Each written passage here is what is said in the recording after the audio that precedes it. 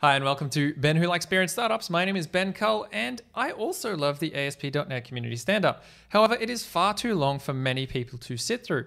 And so what I thought I would do is give you the too long didn't watch version, so let's get stuck into it.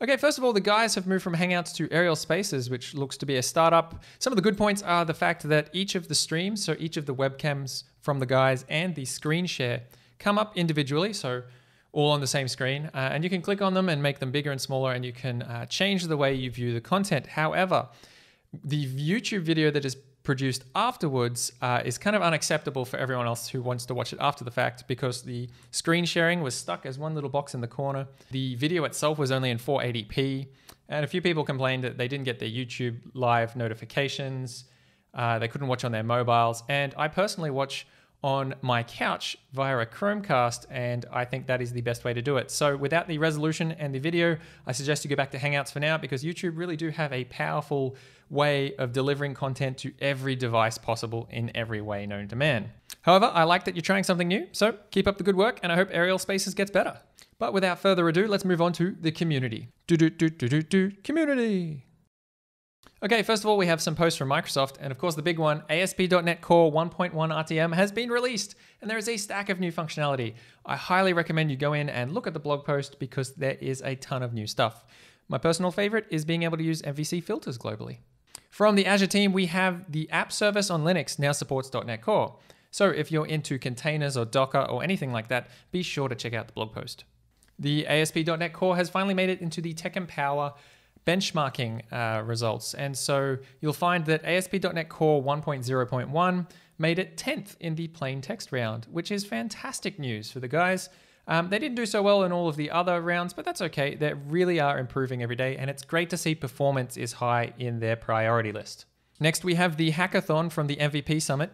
This is the last one from Microsoft here. Every year, the MVPs get together in Seattle, and this time they had a hackathon and created a bunch of cool projects. I highly recommend you check out the post to find out what they made. Getting into some community posts now, and we have the EDI serializer and deserializer. So if you're into EDI, be sure to check that one out. Next, we have Jason Bell, who talks about URL rewriting behind a load balancer. Now, Jason, quick side note, I couldn't for the life of me actually find a link to your post or the content or anything. So if you're watching, please send me a link and I'll include it in the description below, which, by the way, everything I talk about in this video, there will be a link in the description below. Next, we have the ASP.NET Monsters. Now, these guys create some fantastic video content all about ASP.NET. In fact, John Galloway was in a recent episode, and it's time to raise a bug. Hey, Channel 9. I was trying to look for some ASP.NET Monsters videos, and I came across the channel, and I wanted to sort of see the latest episode. So I tried to click recent, and it didn't really work. And I noticed it said descending in the top of the URL. So consider yourself bug notified. And hey, when you fix it, let me know, and I'll let everyone else know as well. Next, we move on to Hisham's blog.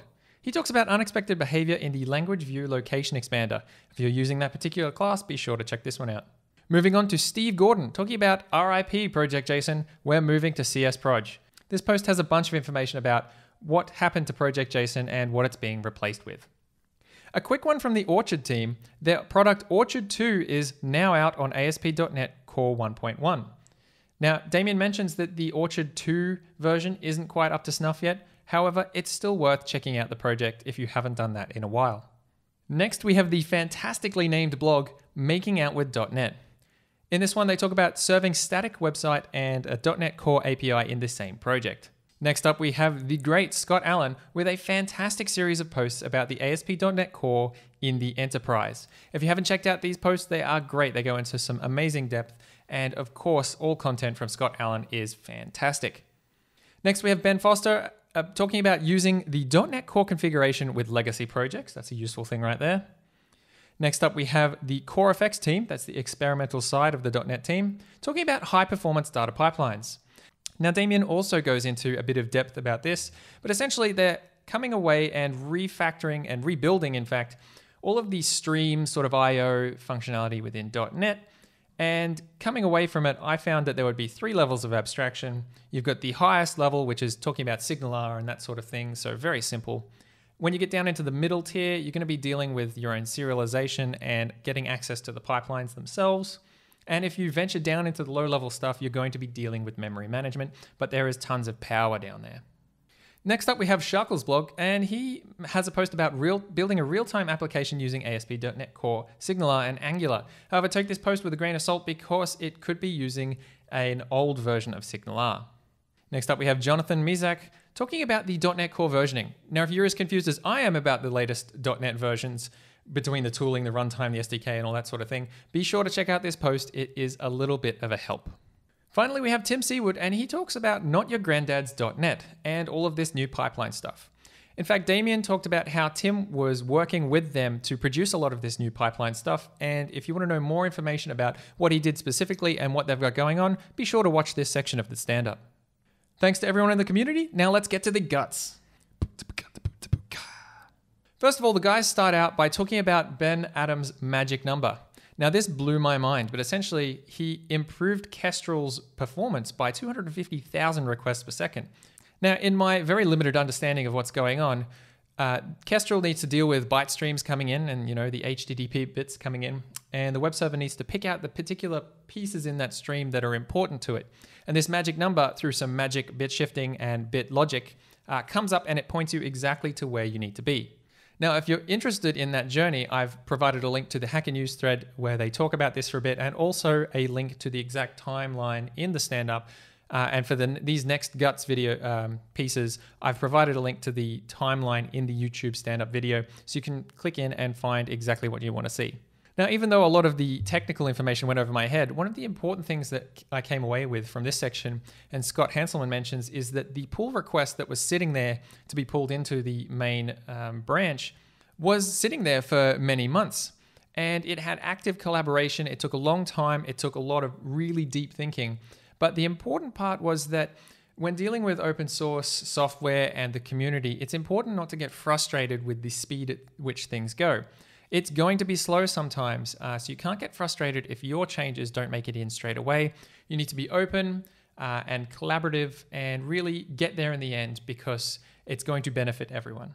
Next, I mentioned it briefly before, the versions are crazy, but the Preview 3 for .NET Core tooling that is shipped in the Visual Studio 2017 RC is out. You can get your hands on it, but it is alpha quality.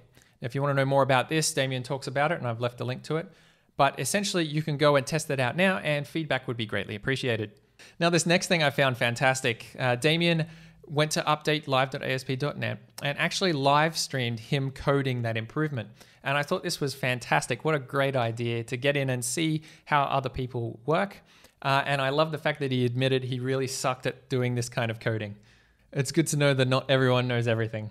Now, next they move on to talking about the new ASP.NET website and how trying to download .NET Core is a bit confusing. Check out the link to this if you want to know what their improvements to the website might be. Finally, they get on to some questions, and I'll read them out now.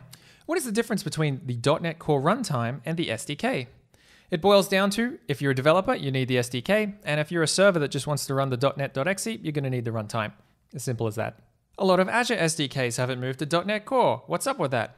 Well, don't worry, they are coming. They're just a little bit behind, but they are on their way, so be patient. Does a .NET Core app that was compiled on 1.0 run on 1.1? Well, the answer was yes and no. It should work, and it does work, but there's a workaround to get it working properly. It doesn't work out of the box magically. So if you are in that situation, be sure to watch that part of the video to find out how. And finally, will the CSproj tooling be finalized, ready for the Visual Studio 2017 RTM? Yes, at this stage. If anything changes, they'll let you know. And that's it. I hope you enjoyed this. If you'd like any more information about anything in this video, don't be lazy. Watch the stand-up. You'll be surprised how fantastic it is to get the information straight from the goatee's mouth. Thanks for watching Ben Who Likes Beer and Startups. My name is Ben, and I hope to see you in the next video. Cheers.